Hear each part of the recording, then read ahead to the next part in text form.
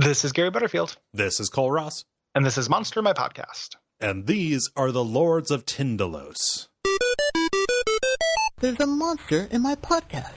Definitely like an acid jungle band or something like that. Oh, absolutely, yeah. Yeah. Lords of.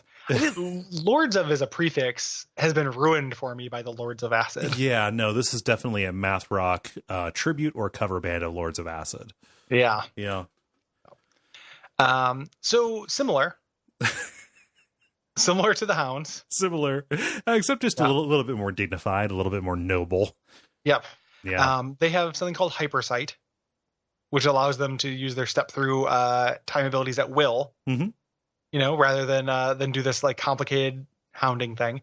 They also have this dumb thing about how they're at war with Yog-Sothoth because Yog-Sothoth has globe-like forms that show an affiliation for curved time. And if these things just fucking hate circles, first of all, watch out Soul Coughing and M. Dowdy. Second, just watch out everything because these guys have set themselves up for a bad time. Yep, I've declared war on shapes. Yeah, don't choose. If I was going to declare war on a shape, I would try to choose something that doesn't show up all that often. Yeah. Not the humble circle. Yeah, but like I don't know, like shouldn't these guys be have more beef with like the Yith? Yeah, right? Or the Earth. You know, but I just mean in terms of like, okay, if they have to have beef, if they like, if the way for these guys to have any kind of context in the mythos and in these stories is to put, is to stand against or be in conflict with something else, which is a shitty supposition anyway, because why do they care about anything such as conflict, right? Yeah. Like, just like, why would you pick the dumbest reason? Why would you just like, oh, they hate round things, so we're just going to go after the roundest of the round? Well, I hate them roundies.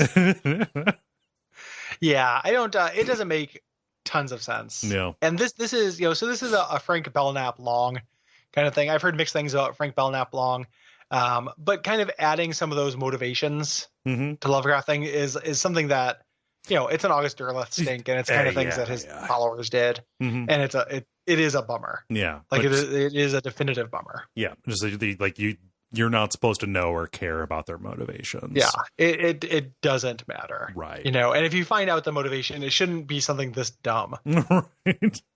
Yeah. I do like kind of aesthetically what these things are, because they exist, kind of perpendicular at oblique angles to our reality.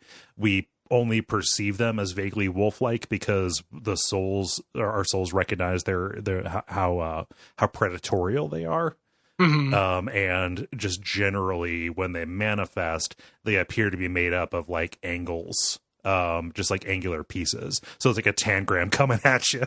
Yeah, like you had to solve it. I'm not just here to ruin your favorite puzzle games. Yeah, I'm here to ruin you.